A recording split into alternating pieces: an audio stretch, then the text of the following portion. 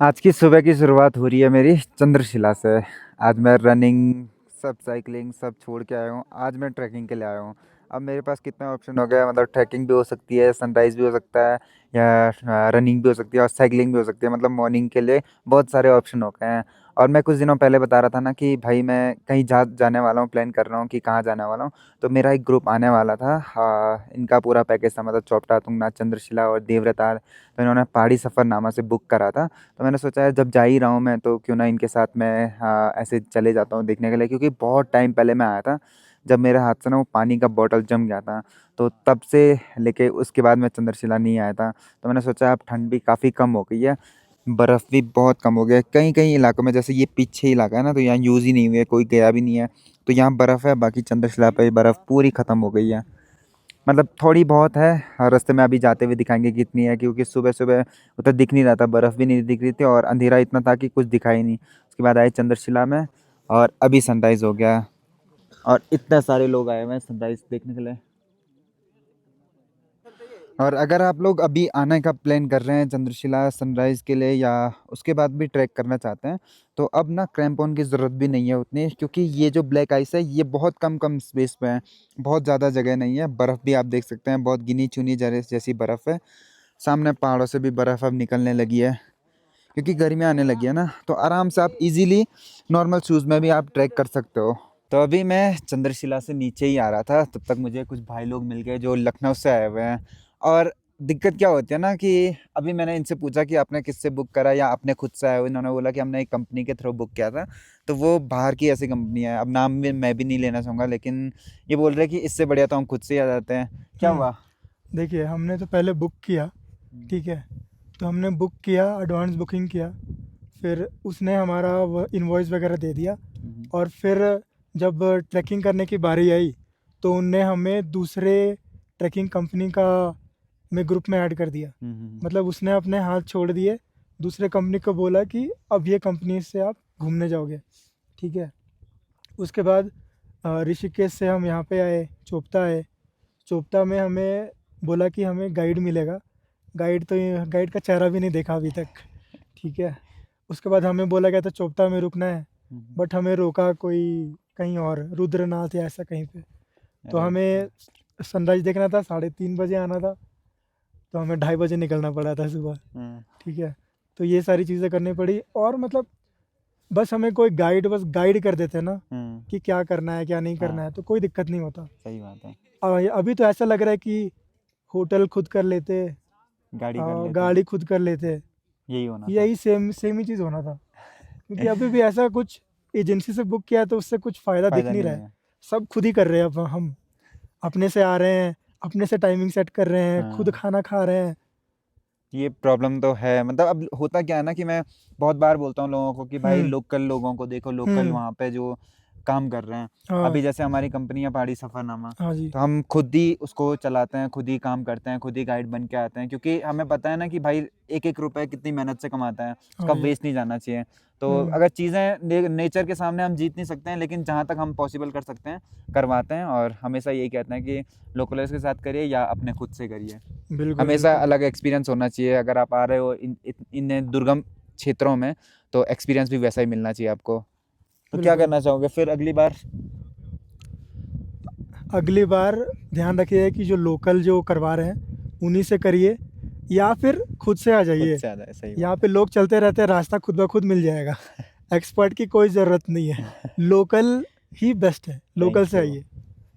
जो आपने भीड़ देखी है, अगर आप लोग वीकेंड के दिन आओगे ना, या सैटरडे संडे के दिन आओगे, बहुत भयंकर भीड़ है। इसकी डबल या ट्रिपल रहती है भीड़, लेकिन आज थोड़ी सी कम है, और वो भी सारे लोग सनराइज़ देखने के लिए आए हैं।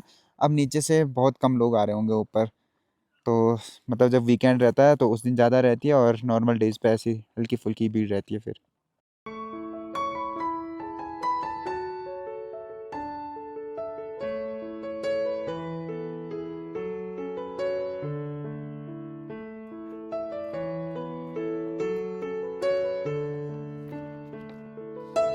इस बार एक चीज़ बढ़िया थी कि जब तुंगनाथ के कपाट बंद हुए थे ना, उसके तुरंत बाद यहाँ फेंसिंग हो गई थी। मतलब ये सारी चीज़ें बंद कर दी थी उन्होंने जाने के लिए, और मंदिर भी पूरी तरह बंद है।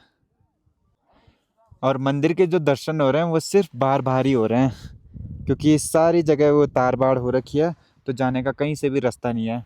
और ये हर साल करा जाता है, जैसे मंदिर जब क्लोज होता है तो सब जगह से बाउंड्री कर दी जाती है, ताकि कोई मंदिर में एंटर ना कर सके। क्योंकि कहते हैं जब डोली नीचे जाते हैं तो बाबा अपनी समाधि में बैठते हैं, तो उसको पूरा प्रतिबंध कर दिया जाता है और सिर्फ खुला रखा जाता है चंद्रशिला के रास्ते को, ताकि जो भी टूरिस्ट आए सीधा यहाँ से ऊपर चले जाए और मंदिर में छेड़छाड़ बिल्कुल आने जाना बंद हो जाता है। और अब कुछ हफ्तों बाद ही तुंगनाथ बाबा के कपाट भी खुल जाएंगे और यहाँ पे भी चहल पहल होना स्टार्ट हो जाएगी।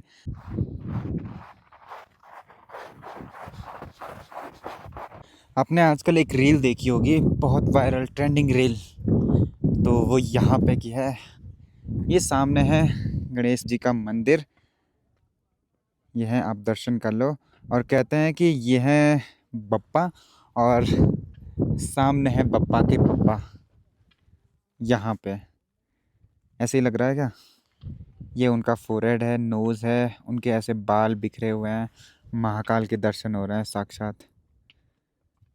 ये रील ना काफ़ी टाइम से लोगों के फीड पे ट्रेंडिंग कर रही है भाई, मतलब, और एक्चुअल में दिखता भी है। अगर आप ध्यान से देखोगे ना तो रूह कांप जाएगी कि भाई ये है क्या। और एकदम गणेश मंदिर के पीछे ही महादेव का ये जो रूप है ना, यहाँ पे गणेश का मंदिर है और सामने देखो।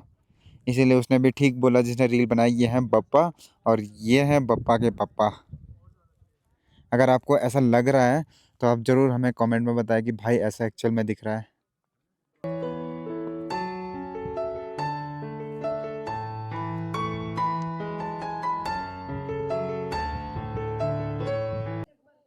भाई सामने देखो ये क्या दिख रहा है, कैसे चढ़ रहे हो उस चट्टान पे।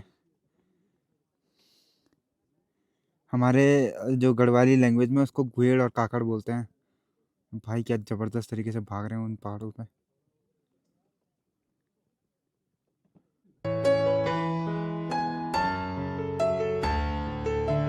अब हर बार मैं व्लॉग जब बनाता हूँ तो पंच केदारों के बारे में बताता हूँ, तृतीय केदार के बारे में बताता हूँ। तो आज मैं तृतीय केदार तुंगनाथ मंदिर में ही आया था और चंद्रशिला उससे 1 किलोमीटर ऊपर है।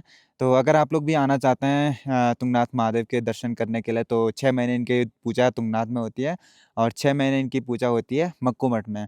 तो आप सोचिए कि कौन से महीने में जाना है, या हमें डीएम कर सकते हैं तो हम आपको बता देंगे कि ऐसा ऐसा रहता है।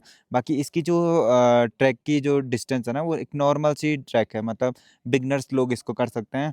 अब लोग इसको, मतलब ये थोड़ा सा खड़ा तो है, मतलब बहुत चढ़ाई तो है, लेकिन लोग बहुत ज़्यादा अब मतलब प्रैक्टिस भी नहीं करते हैं, तो इसीलिए उनको थकान ज़्यादा लगती है।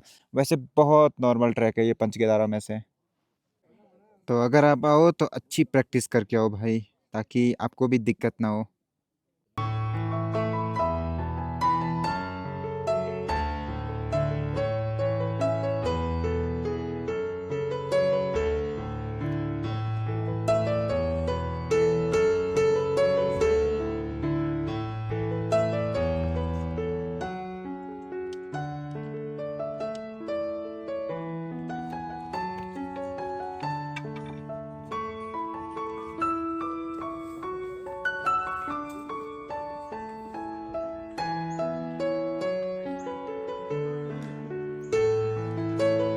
जब तुंगनाथ के कपाट बंद रहते हैं ना, तो यहाँ पे खच्चर भी नहीं रहते हैं, लेकिन जैसे ही यहाँ पे कपाट खुल जाएंगे, इस वाले एरिया में आप देखेंगे सिर्फ टेंट ही टेंट, खच्चर ही खच्चर।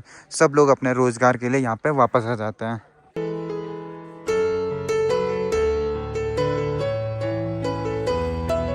अभी फ़िलहाल हम लोग वापस आ गए चौपटा में, और सुबह से 2 बजे से ना भाई हालत ख़राब हो गई है।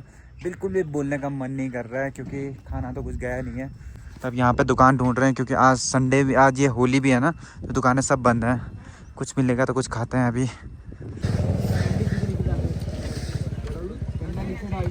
हाँ मेरे को भी चाहिए आइसक्रीम। आज पापा के लिए एक और गिफ्ट आ गया, यहाँ देखो। ये क्या नहीं लियो? दिल्ली नोएडा से संजीव मित्तल संजीव मित्तल जी के आए थे। और उन्होंने मुझे अभी जो है वो आए सिर्फ मिलने के लिए, एक्चुअली उन्होंने तेरे नाना था, वो सिर्फ मुझे मिलने के लिए आए हैं। ये गिफ्ट दे दिया। गिफ्ट दिया है। उनके संजीव मित्तल की मम्मी, उनके जीजा दीदी, अच्छा सब आ रखे थे। हाँ जी सब आए थे।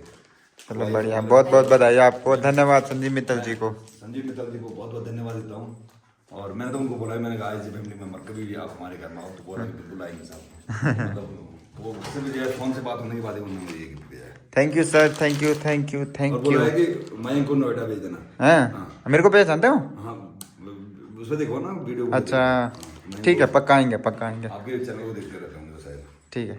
मुश्किल है तो क्या, हाँ ठीक हो गया, टाइट है।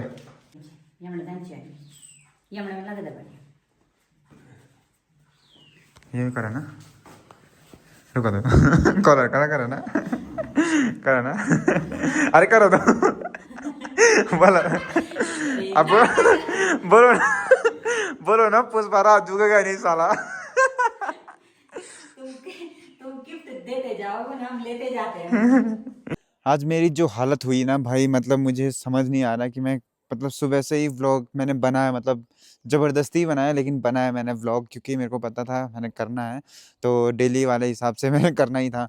मेरी हालत बिल्कुल भी सही नहीं थी, ऊपर भी सही नहीं थी और नीचे आके तो भाई मैं यहाँ पे आके ना, मेरे को पता नहीं चला मैं घर कब पहुँचा, कब मैंने फटाफट अपना चेंज करा और सीधा सो गया। मैं अभी जाके उठा हूँ, क्योंकि एक तो रास्ता भी वैसा ही था, खाली पेट ना वो सर चकरा गया भयंकर वाला, और सुबह 2 बजे से भाई हालत ख़राब हो गई थी। तो इसीलिए मैंने सोचा यार ऐसे ही जब जो है सो है, तो मैं मतलब घर आके फटाफट सो गया था। मैं पूरा बता भी नहीं पाया क्या क्या हुआ बीच में। बाकी अभी ऐसा कुछ है, शाम का टाइम है और आज भी नीचे वाले होम स्टे में गेस्ट हैं और ऊपर कोई नहीं है। कल ऊपर भी थे नीचे भी थे, लेकिन आज ऊपर वाले चेकआउट कर गए हैं, आज नीचे ही है 6-7 लोग। आज देखो गुजिया तो बनाई नहीं मम्मी ने इस साल, मम्मी ने इस साल बनाए हैं। और आई आई क्या बनाई हमने, ये तो लंबे वाले बना दिए ना तुमने। इस साल मैंने थोड़ा सा अलग मोड किया। अच्छा एक्सपेरिमेंट। अरे यार मुझे अच्छा नहीं लग रहा था ना। गुजिया बनाता है कल, गुजिया बनाया। कल बनाता है। नहीं अच्छी, बहुत आफत होती है उसमें। इस बार मम्मी ने ये बना रखे लंबे सोचा, वाले। चलो मिठाई सही। ये बात भी है, सही बात है। रुक अभी, बदतमीजी जा ना बाबा, जा दूध दे तो मना नहीं होता, जा रही हो तन्ना तब तब तब तब